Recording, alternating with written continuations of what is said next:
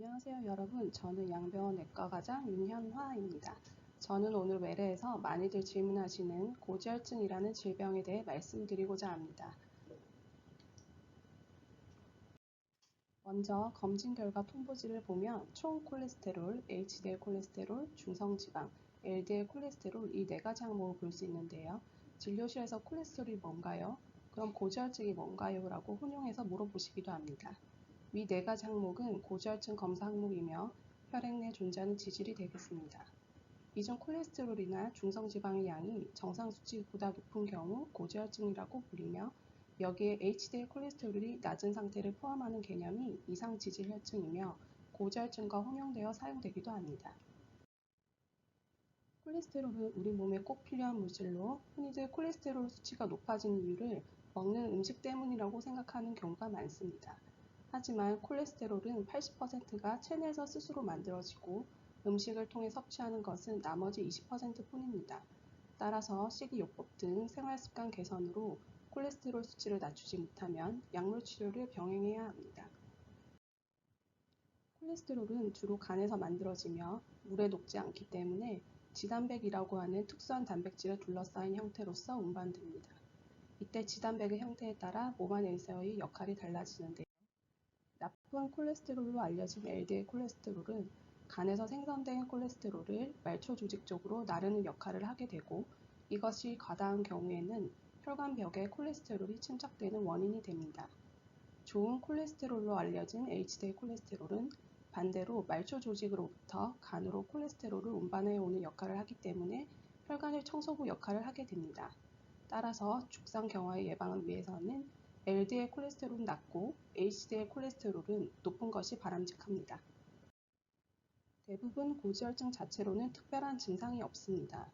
따라서 기저질환이 없는 만 20세 이상에서 최소한 5년에 한 번 정도는 9시간에서 12시간 정도 금식 후 병원에 내원하셔서 혈액 검사를 받는 것이 좋습니다. 고지혈증이 우리 건강을 위협하는 이유는 죽상경화의 주 원인이기 때문입니다. 죽상경화증은 혈관의 가장 안쪽을 덮고 있는 내막에 콜레스테롤이 침착하고 내피세포의 증식이 일어난 결과 죽종이 형성되는 혈관 질환을 말합니다.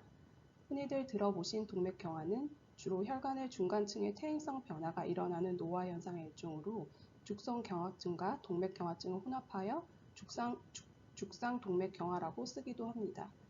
죽종 주변 부위가 단단한 섬유성 막인 경화반으로 둘러싸이고 경화반이 파열되어 혈관 내에 혈전이 생기게 되면 심근경색이나 뇌경색과 같은 중대한 합병증을 일으키게 됩니다.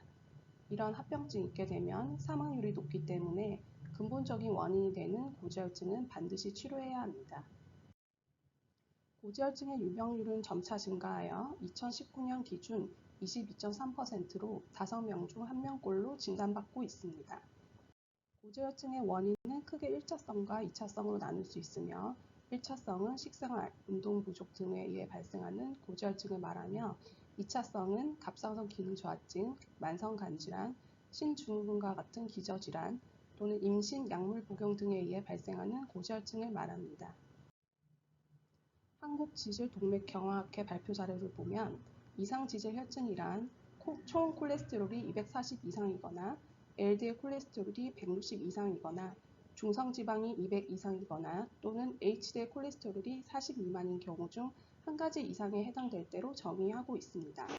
치료의 조절 목표는 표와 같이 심혈관 질환의 유무 및 위험 요인에 따라 달라지므로 주치의와 상의하여 자신의 목표를 알고 관리하는 것이 중요합니다. 외래에서 혈액 검사 등 추가 검사는 하지 않고 몇 개월치 고혈압 약만 처방받으시는 분들이 있는데요. 고지혈증이 지속되면 혈관이 좁아져서 혈압이 올라가게 되고 혈관이 경직되며 동맥 순응도가 떨어져서 혈압이 상승하게 됩니다. 고혈압으로 혈관이 계속해서 자극을 받게 되면 혈관 내피세포가 손상되고 혈관은 더욱 좁아집니다. 따라서 주요 위험인자 중 하나인 고혈압이 동반된 분들은 반드시 고지혈증 검사를 통해 더욱 적극적으로 고지혈증을 함께 치료하는 것이 좋겠습니다. 고지혈증 치료의 기본은 식이요법과 규칙적인 운동이며 일반적으로 약물요법은 3개월 정도의 식이요법 후에도 고지혈증이 계속될 때 시행합니다. 현재 고지혈증 치료의 1차 목표는 LDL 콜레스테롤을 낮추는 것이며 주된 약제는 스타틴 제제를 사용합니다. 외래에서 주로 처방하는 약물요법에 대해서 알아보겠는데요.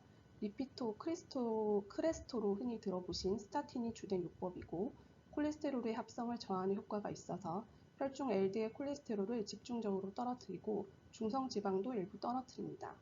다음으로 스타틴 계열의 약과 함께 복합제로 처방받는 에제티미브는 소장에서 콜레스테롤의 재흡수를 억제하여 혈중 LDL 콜레스테롤을 떨어뜨립니다. 피브레이트는 중성지방을 낮추는 효과가 탁월하고 오메가3는 하루 3에서 4g 정도 복용할 경우 중성지방을 다소 떨어뜨리는 효과가 있습니다.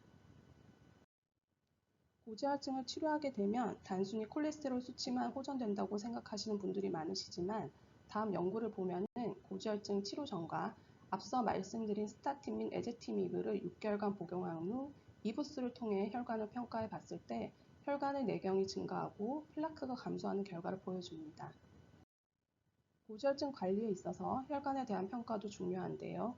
비교적 간편하고 비침습적인 경동맥 초음파를 통해 경동맥의 동맥 경화 정도와 경동맥 내 혈전의 유무를 검사함으로써 뇌졸중의 위험도를 미리 알 수 있으므로 주치의와 상의 후 외래에서 검사를 진행하시기 바랍니다. 다음으로 외래에서 많이 받는 질문 3가지에 대해서 말씀드리고자 하는데요. 고지혈증 약을 복용하는 대신 운동 및 식이요법만으로 고지혈증 조절이 가능한지에 대해서 물으십니다. 앞서 말씀드린 대로 콜레스테롤은 80%가 체내에서 만들어지고 음식을 통해 섭취하는 것은 나머지 20% 뿐이므로 생활습관 개선만으로는 고지혈증 조절에 한계가 있습니다. 또한 여성은 폐경 이후 에스트로겐이 감소하면 콜레스테롤이 분해가 되지 않아 콜레스테롤 수치가 갑자기 많이 상승할 수 있으므로 지속적인 고지혈증 약 복용이 필요합니다. 다음은 고지혈증 약을 계속 먹어야 할까요? 라는 질문을 많이 하시는데요. 고지혈증 약은 복용하면 치료 효과가 좋아서 고지혈증은 대부분 3주 이내에 정상화되는데요. 스타틴을 중단하게 되면 2-3개월 내에 다시 치료 전 상태로 악화됩니다. 10년 동안 쭉 약을 잘 먹더라도 몇 개월만 중단하면 다시 원상태가 되므로 약 복용은 지속하는 것이 좋겠습니다. 또한 스타틴은 지질 개선 효과뿐만 아니라 항염증, 항혈전, 항산화 효과를 통해 추가적인 항죽산 경화 효과를 보이며 중대 합병증의 발생률 및 사망률을 감소시키므로 지속적인 복용이 중요하겠습니다.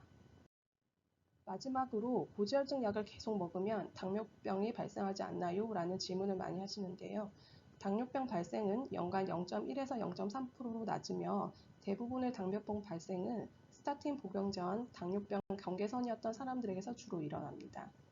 당뇨병이 생긴다 하더라도 심혈관 질환의 예방이라는 장점이 더 크기 때문에 조기 사망의 위험성은 되려 낮아지므로 스타틴 복용 후 당뇨병이 발생한 경우라도 스타틴 복용을 중단하는 것보다 당뇨병에 대한 생활습관 개선을 진행하며 스타틴 복용을 계속하는 것이 심혈관 질환 예방에 도움이 됩니다.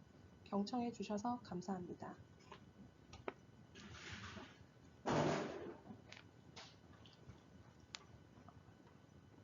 중지해드려요?